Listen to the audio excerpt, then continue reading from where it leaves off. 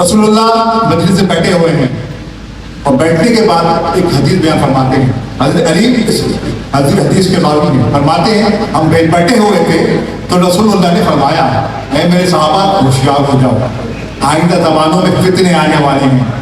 فرمایا فتنے آنے والے ہیں آئندہ زمانوں میں. جب بھی صحابہ نے سنا, حضرت علی نے سنا, وہ فرمایا رسول اللہ جب ایسی بات ہے من کا رجوع میں نا رسول اللہ جب فتنے آئیں گے تو جب آپ خبر دے رہے ہیں, بے شک آپ خبر دے رہے ہیں تو آپ جانتے نہیں ہوں گے فکروں سے کیسے نکلنا ہے.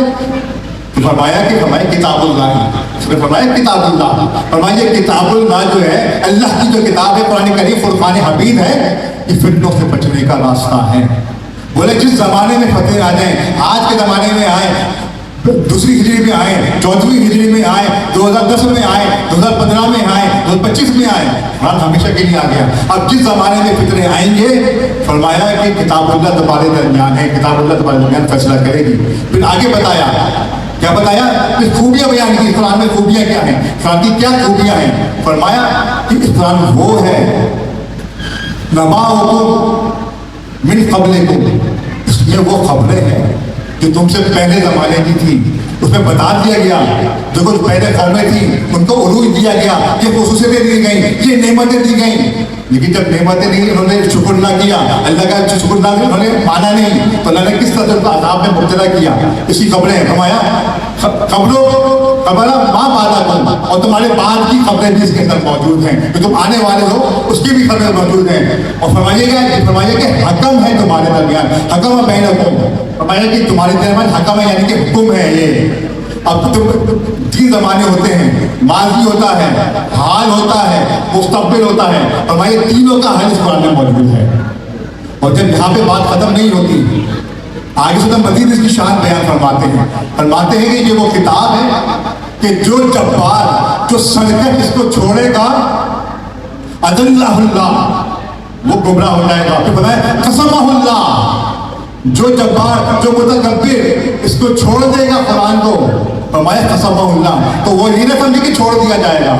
فرمائے وہ ایسا نہیں ہے کہ اس کو چھوڑ دیا جائے گا, بلکہ اللہ تعالیٰ فرماتا ہے قسمہ اللہ, اللہ تبارک و تعالیٰ ضرور اس کی گردنوں کو توڑ دے گا, اس کو سرنگو کر دے گا جس قرآن کو چھوڑے گا. فرمایا کہ جو اس قرآن کو پکڑا رہے گا وہ ہدایت پا جائے گا, اور کبھی لن تضل, فرمایا کہ لن تضلوا تمسکوا, فرمایا کہ بہت مضبوطی سے اس کو پکڑو. فرمایا کہ لن تضلوا, لن تاکید نفی کا سیغہ ہوتا ہے عربی کے اندر, یعنی کہ جو بات بالکل ناممکن ہو نا پھر یہ لن کا استعمال ہوتا ہے. لن تضلوا ہرگز گمراہ نہ ہو گے کہ تم اس کو پکڑے رہو گے, قرآن کریم فرقان حمید کو پکڑے رہو گے تو کبھی بھی گمراہ نہ ہو گے. اور فرمایا کہ پکڑے رہو, اور آگے بھی فرمایا یہ بہترین رسی ہے تمہارے درمیان. اور اگلی حدیث میں فرماتے ہیں کہ یہ تو رسی ہے, یہ رسی کی اہمیت کیا ہے. بولے اس رسی کو پکڑے رہو, قرآن جو ہے رسی ہے, اس کو بہترین طریقے سے پکڑے رہو. فرمایا یہ قرآن جو ہے رسی, کیسی رسی ہے. بولے یہ وہ رسی ہے جو تمہارے لیے ہدایت کا سرچشمہ ہے. فرمایا یہ وہ رسی ہے, فرمایا طرفہ بید اللہ, فرمایا اس کا ایک سرا جو ہے اللہ تبارک و تعالیٰ نے پکڑا ہوا ہے. جو مجھے دیا گیا اس رسی کا دوسرا سرا مجھے دیا گیا, اور میں نے تمہارے ہاتھ میں پکڑا دیا ہے. طرفہ بایدیکم, میں جو دوسرا سرا ہے وہ میں نے تمہارے درمیان پکڑا دیا, تمہارے ہاتھ میں پکڑا دیا ہے. اب اس کو مضبوطی سے پکڑے رہنا, اس کو مضبوطی سے پکڑے رہنا تو کبھی گمراہ نہیں ہوگے. اللہ نے جو رسی کا سرا پکڑا ہوا ہے وہ تو نہیں چھوڑنے والا, اب تمہارے اوپر ہے. تو کتنی مضبوطی سے اس سرے کو پکڑتے ہو, تو پکڑے رہو گے تو یقیناً کامیاب ہو جاؤ گے. تم کامیاب ہو جاؤ گے, اس رسی چھوڑ دو گے تو فرمایا کہ تم گمراہ ہو جاؤ گے. اور قسم اللہ تمہاری گردنوں کو توڑ کے نیچے لے آئے گا جو سرکشی اس سے کرے گا. اور پھر اس کا انجام کیا ہے, حدیث شریف میں آتا ہے, المستدرک کے اندر حدیث موجود ہے. فرماتے ہیں کہ جب ہر بندہ جب قبر سے نکلے گا, جس کا تعلق قرآن سے رکھا ہوگا, جس نے قرآن کو اپنا رہبر بنایا ہوگا, قرآن کے ساتھ حکم پہ عمل کرتا ہوگا, جب وہ نکلے گا قرآن سے, قبر سے نکلے گا تو قرآن کھڑا ہوگا اس کے استقبال کے لیے قبر کے اوپر. فرمایا کر رجل, ایک انسان کی شکل میں وہ قرآن اس قبر والے کے, ہر قبر والے کے سامنے کھڑا ہوگا. جس نے قرآن کے ساتھ تعلق کو بنایا ہوگا اسی کو ساتھ کھڑا ہوگا, اس کا استقبال کرے گا.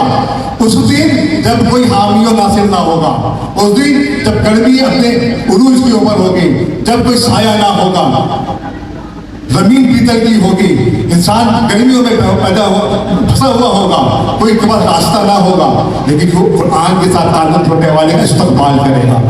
میں کہ نزولی جب بندہ نکلے گا تو قرآن خود کہے گا اس سے, تجھے بتائے میں کون ہوں, کہ ابھی وہ جواب نہ دے پائے گا کہ میں کون ہوں, وہ خود کہے گا کہ میں وہ قرآن کریم ہوں جس کو پڑھ کر تم نے رمضان میں روزے رکھے تھے, جس کو پڑھ کر تم نے تراویح کے لیے راتوں کو کھڑے ہوتے تھے, تو تراویح پڑھتے تھے, راتوں کو میری جاگتے تھے. میں وہ ہوں کہ تمہیں صحیح اور غلط کی پہچان بتاتا تھا, تم صحیح کی طرف جاتے تھے. میں وہ قرآن ہوں.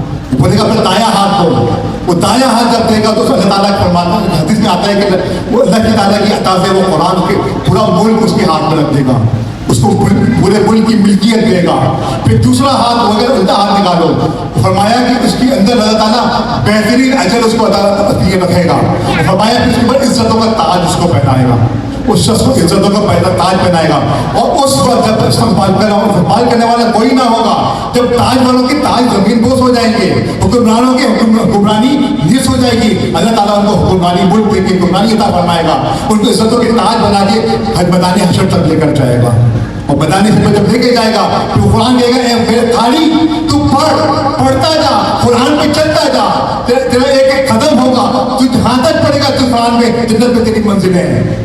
تو ایک ایک لفظ پڑھتا جا, ہر منزل ایک لفظ کے اوپر تیری لیے منزل ہے. تیرا نام پہ جہاں پہ اختتام ہوگا وہ تیرا اعلیٰ درجہ اور سب سے اعلیٰ درجہ ہوگا قرآن کا. تو میرے بھائیوں, مقصد صرف یہی ہے, قرآن کے ساتھ تعلق جوڑ لیں, قرآن کے ساتھ اپنے معاملات کو درست کر لیں. یہی ہے فتنوں سے بچانے والا معاملہ. جڑے رہیں گے فتنوں سے بھی بچیں گے, جڑے رہیں گے ہر قسم کی پریشانیوں سے بھی بچیں گے, اور کبھی گمراہ نہیں ہوگے. اللہ کے نبی نے فرمایا لن تضلوا, تم کبھی گمراہ نہیں ہوگے. تم نے فرمایا, ورنہ قسم